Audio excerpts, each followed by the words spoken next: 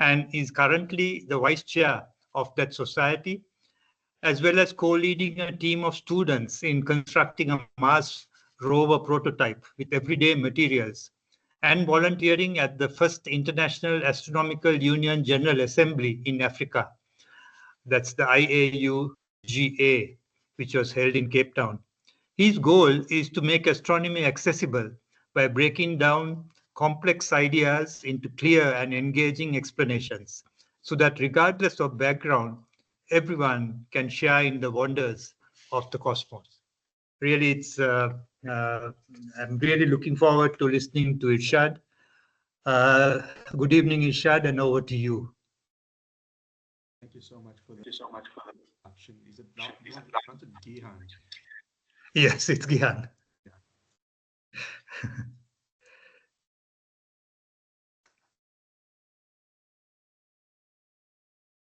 You can share your screen, Irshad.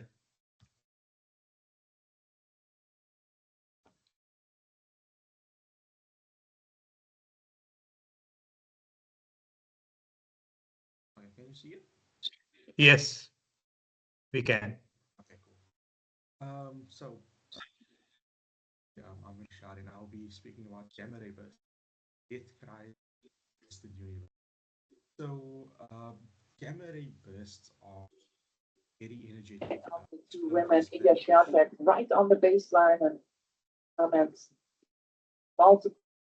A very energetic explosion that push the limits of what's physically possible, and they come from the most extreme events that we know. So the two that there are four of massive stars, of neutron stars, and maybe a neutron star, a black hole even, and they release more energy. Excuse me, Irshad, your voice is not clear. It's breaking. I wonder whether it's only for me. Could someone else just say if I'm also breaking up him? It's very, very soft. Okay. Change this.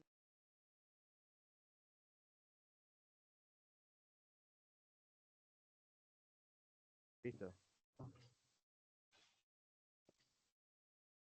Better.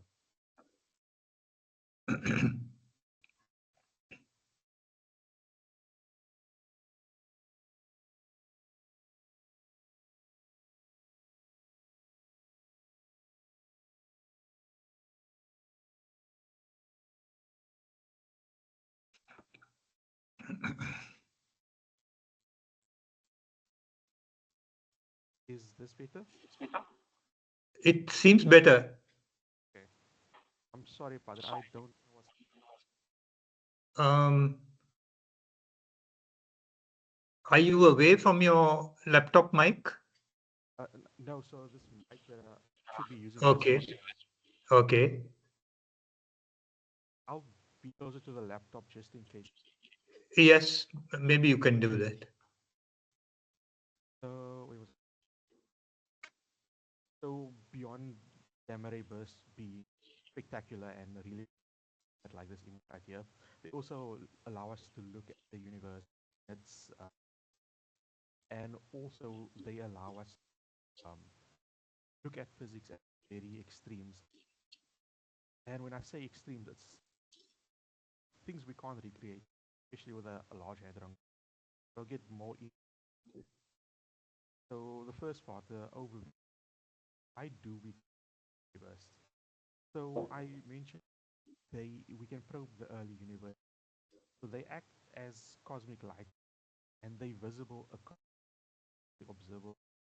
So the gamma ray burst comes from billions and years away. It's not that they are restricted galactic net. They can be quite far away. And when I say they let us study extreme physics, what I mean is we have a gamma ray burst. The particles are accelerated to about 99.9999% the speed of light, and we can't create that sort of accuracy with Large Hadron Collider. Um,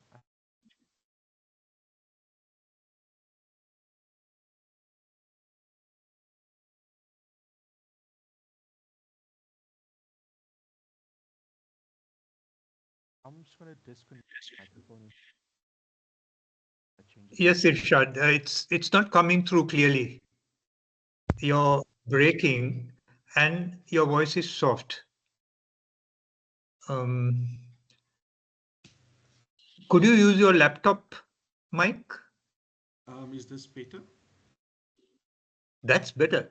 What did you Okay, do? this is my laptop microphone, so I guess I'll use Yes, this one. yes, you use your laptop mic. That 100% sure. Don't use that other one.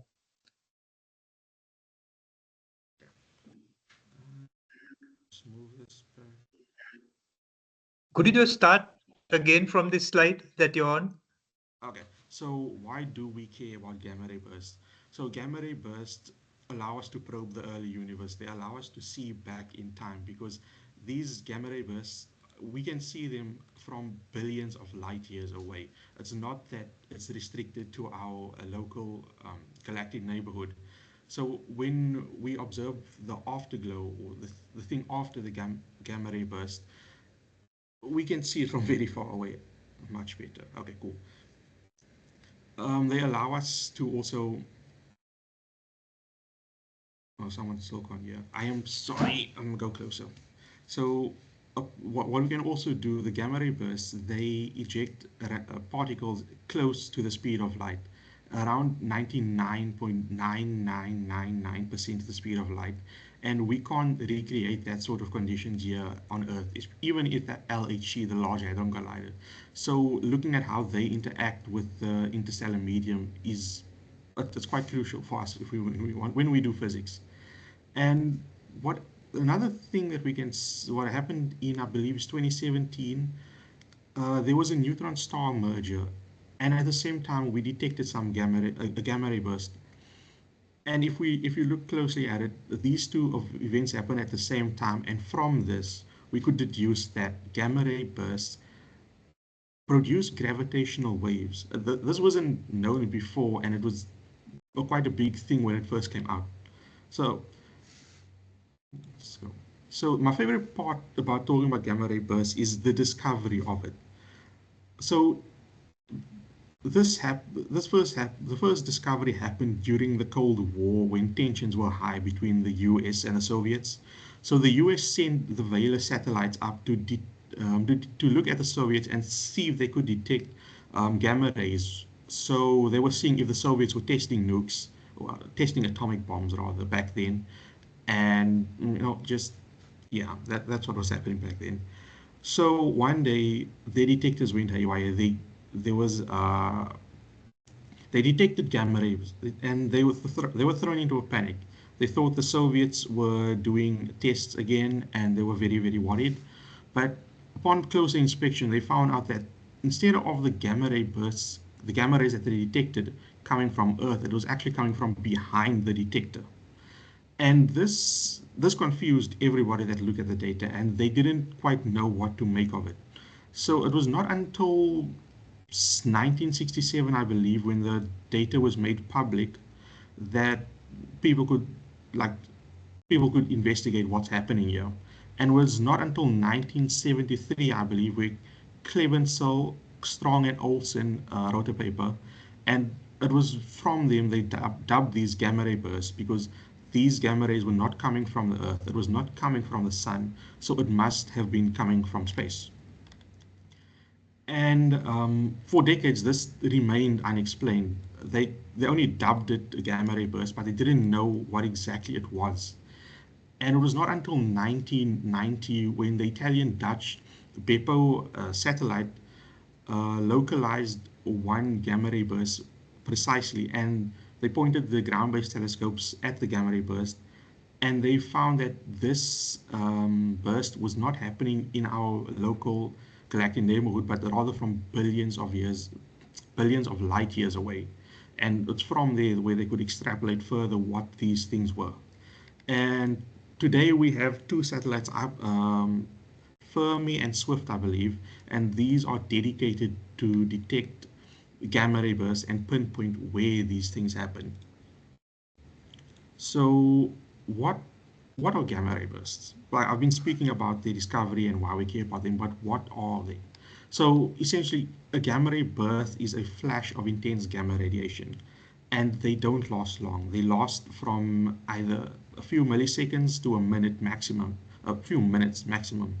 And they are followed by an afterglow. And this afterglow is what we study most of the time, because we can detect we detect the gamma ray burst, but it happens so fast that we don't have time to point our telescopes or our satellites in the direction to measure these energetic particles. So there are two main types of gamma ray bursts. There's the long gamma ray burst, and even though they are called long, they only last a few seconds to a few minutes. And these are caused by the collapse of a very massive star. When I say very massive, I'm talking about 20 to 30 times the mass of the sun. So what happens? The core implodes into a black hole. An accretion disk is formed around this black hole now. And because of the strong magnetic fields and the rotation of the accretion disk, powerful jets of plasma will shoot out of the poles. Shoot out is not the best way to describe it, but it paints a really good picture. And these jets of plasma are shot out at nearly the speed of light. And if one is pointed directly at bursts, we will see these long gamma ray bursts. But because they don't last very long and they're most likely not pointed at Earth, we just detect the afterglow. And then we also have our short gamma ray bursts. These last a few milliseconds to I think about 2 seconds maximum. And this one, unlike unlike the massive star collapse, this one is caused when two neutron stars or a neutron star and a black hole merge.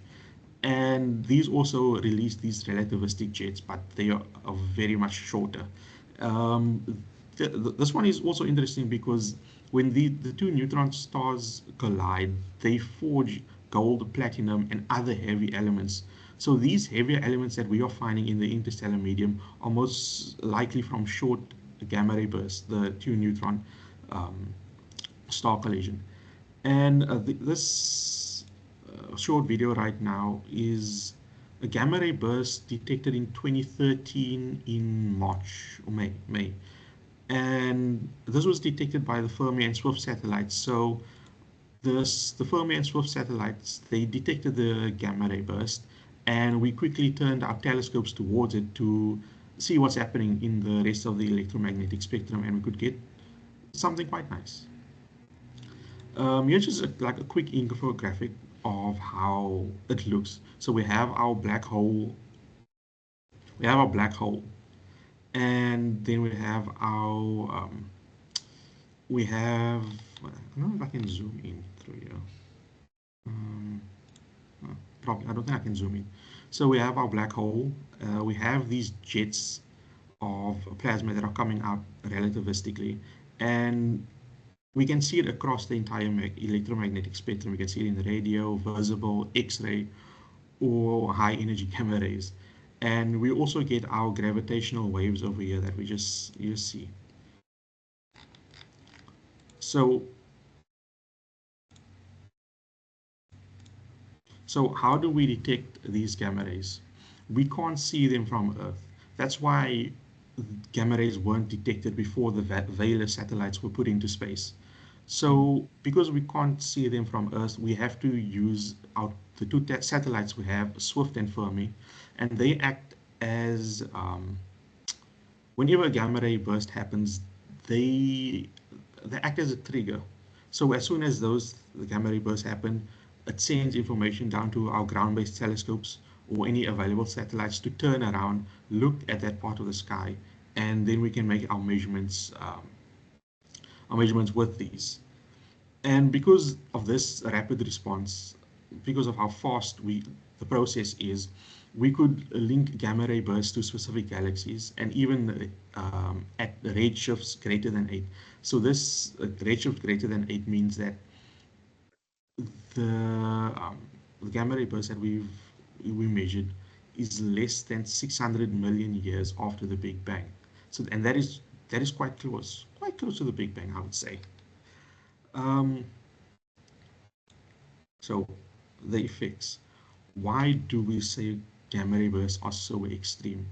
I think I mentioned it before, but a single gamma ray burst can emit in a few seconds what our sun emits in its entire lifetime. So in 10 billion years, our sun will emit a certain amount of energy. These gamma ray bursts gives it off in a few seconds. I would say that's quite a strong, a big amount of energy. And because of these relativistic jets, because of the magnetic field and accretion just speeding it up, these jets travel at 99.9999% speed of light, which we can't recreate with a Large Hadron Collider at CERN. And we look at how these relativistic jets interact with the interstellar medium, and from there we can extrapolate and make physics, make deductions from there. So the first thing that came to me when I first learned about gamma ray bursts is like, these are concentrated laser beams basically. Why is Earth still fine? Why are we still here?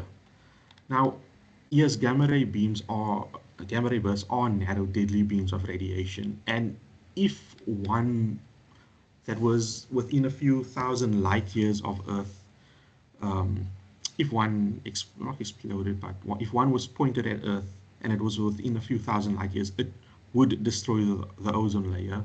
It would expose the Earth to lethal UV radiation from the sun, and it will trigger mass extinctions and climate change. But because there's not most of the gamma ray bursts that we detect are quite far away, so that's why we are fine right now. And it's predicted that the chance of one happening within our local galactic neighborhood, it's very, very low. So it's not really a bother to us, but if one were to happen, it would be catastrophic. And I did some research into it, and there is a possible extinction event that happened because of gamma ray bursts. So there was one of the big 5 massive extinctions that Earth has faced over its years is the Ordovician mass extinction, which happened about 450 million years ago. And in this time, about 85% of marine species died, especially plankton and shallow-watered organisms. And in 2003, a few researchers, Merlot and I can't remember their names, proposed that a gamma ray burst, which was about 6,000 light years away, and that's not very far, could have stripped Earth's ozone layer and bombarded life with UV radiation.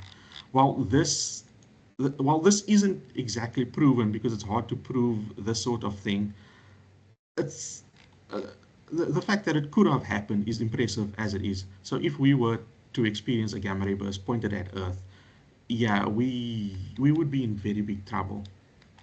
So in conclusion, gamma ray bursts are the brightest, most powerful explosions since the Big Bang. From their birth, they are very energetic, and we can use them to study early universes and extreme physics. They are very dangerous, but they are very cool to study. The image here shows observations from 2 to 5 days after the gamma ray burst in 2022 around October erupted. The dark stripes that you see are just are the gaps between detectors, and the blue ring that you see over here is about the size of the moon that we'd see in the sky. So this is quite big, because if this is what we're seeing from billions of light years away, and it's making such a big image for us, imagine just how big it must be the closer we would get. So yeah, thank you for having me. I didn't make it too long of a talk because I wasn't given specifics on how long I should make this thing for, but I hope you enjoyed it, and thank you for having me again. Thank you, Irshaad. You brought up a very, very fascinating subject for all of us who are listening here, and I'm sure there must be plenty of questions that are going to come your way. I know there are a few on chat which I'll read out later. I've just got one question for you. You mentioned that when we observe a gamma ray, it's more the after follow through of X-ray, optical, and radio waves that are observed. So are gamma rays part of the electromagnetic spectrum? So gamma rays are, yes, they are, yeah, I'd say the gamma rays are energy, so they can be part of the electromagnetic spectrum. But because Earth's atmosphere blocks incoming gamma rays, it protects us from Okay. them. So we couldn't have detect gamma ray bursts before until we put the satellites in space, and then we could have detected them. Um, I, I see there's a question from Aman. What science courses does UCT offer? So UCT offers, this is a little off topic, but I just wanted to just get this out of the way. Yeah. UCT offers mathematics, applied mathematics, statistical maths, financial mathematics, physics, astrophysics, chemistry, biology, environmental and geological sciences, um, statistics, computer science, anatomy. I, there is more. I'm not sure. I'm definitely not covering them all, but there's a lot more. And if you look up the UCT science handbook, you'll find exactly what courses that they offer. I don't know what scholarships they offer. I think you'd be better speaking to HL about that since he's studying here, and I'm not sure if he's on a scholarship or not. What is plasma physics and what does UCT offer? UCT doesn't offer, this would fall under the physics department. They don't offer plasma physics specifically, but we do courses in high energy physics. We do experiments in high energy physics. And it's one of the few places in South Africa that offers high energy physics. Other universities, such as the University of the Western Cape, University of Stellenbosch, they offer nuclear physics, but UCT they cover the entire spectrum of physics. Why is Blazer unification important? I am not. I don't exactly know what you're talking about Blazer. Could you just clarify, please?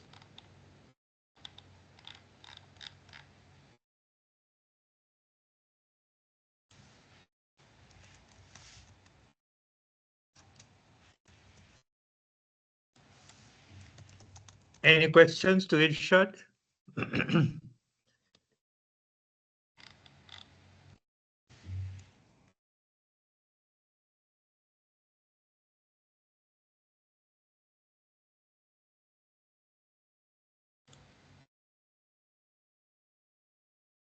So hypergiant star is just a star that is really, really big. I'm sorry, there's not much more than that. So our sun is not that big, it's quite small. A hypergiant star would be probably a star of around 30, the mass of our star, maybe even 50. I think that's what you're asking. This is for Aman in the chat.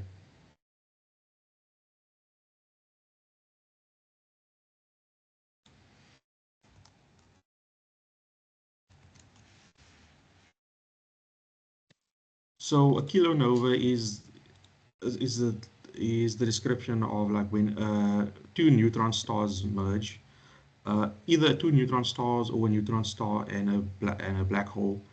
And it is important because the neutron stars are quite dense. They have heavy elements, and when it explodes, it enriches the interstellar medium and gives off the elements for new stars to form.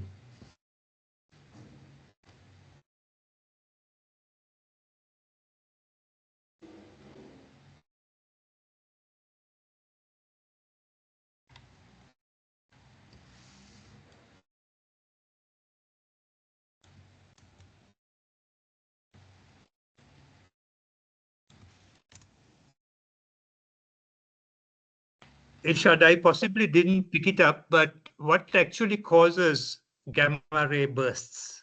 What happens for a gamma ray burst in that to to to to explode? or to be seen or So to the be? gamma ray burst that we see, it's in the two stages. It's the actual burst and then there's the afterglow afterwards. The first thing that the gamma ray burst itself, it's when the two, I'm just gonna go with the two neutron stars colliding, and or when the core collapse happens and the supermassive star implodes into a black hole. And because it implodes, it has a lot of energy. There's material all around it, forms an accretion disk. So the accretion disk is just material surrounding it. And this accretion disk that's rotating with the magnetic field due to the black hole causes particles to accelerate very, very fast. And this is what we see as the gamma ray burst. I was under the impression that when a black hole forms in that implosion, that there is no energy that comes out that is visible in any form. So there is energy that is given out, right? That can be picked up. Yeah, as long as it's not around it's not within the, is it called the event horizon? So, do you know Sagittarius A, right? The supermassive black hole in our Yeah. Milky Way. If you look at Yeah. pictures of it, you will see like orange stuff around it, right? Yes. And that's material and stuff. So it's not that the black hole will suck everything in immediately. There is still stuff that will Okay. be around it. I get you. Any further questions? I think there were a couple of questions on chat, Irshaad. Doesn't the Big Bang Theory violate the first law of thermodynamics? So the very first things that happened, the very first few seconds of the Big Bang, what my first year astrophysics lecturer told us is just close your eyes for that. We don't know exactly what happens, and we can't explain it fully just yet.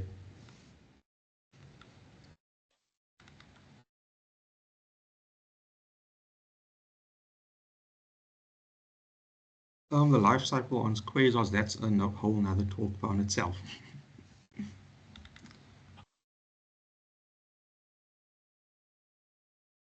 Why is blazing information? This means what happens when you merge definition is on the chat. Are you asking why is why is this unification important for the gamma ray bursts?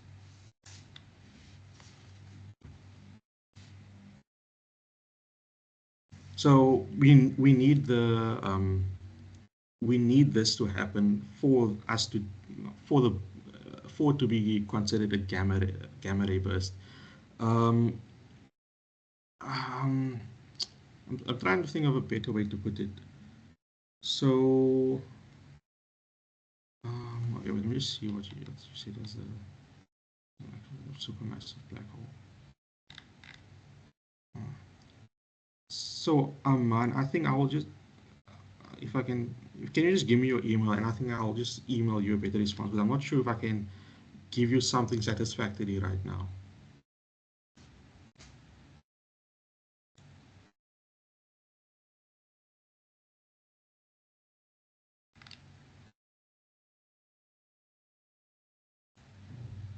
Is there any other questions? I think we are done, Irshaad. Here's Aman's email. I got it. Thank you for introducing us to gamma ray bursts. Oh, here's a question.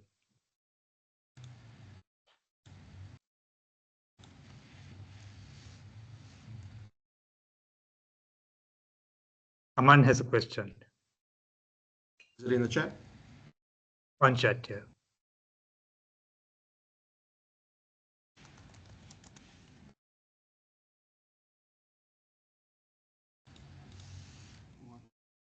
Supergiant, and how is it being in astrophysics? So a super. Okay, I can the easy question first.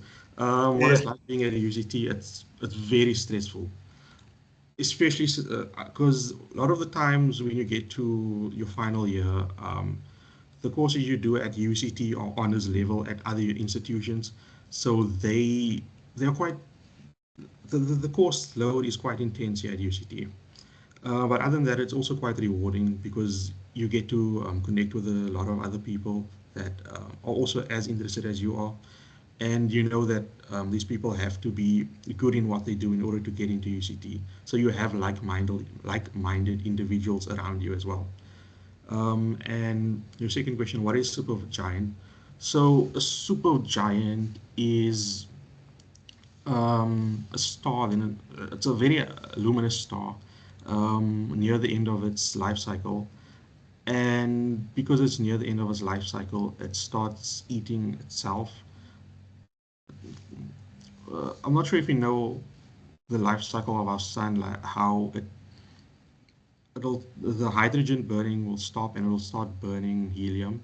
And when that begins, it'll not when it begins, after the helium flash, it'll turn into a red supergiant. That's when the radius of the sun will probably reach past Earth, and that's what we would define as a supergiant. I have one A final super- question for you, Yeah, Irshaad. it's just to add, a supergiant is probably be something like Antares in Scorpio, which is the biggest star in the Milky Way. I don't know, that would be my comment. Oh yeah, I'm speaking about a red giant. I'm sorry.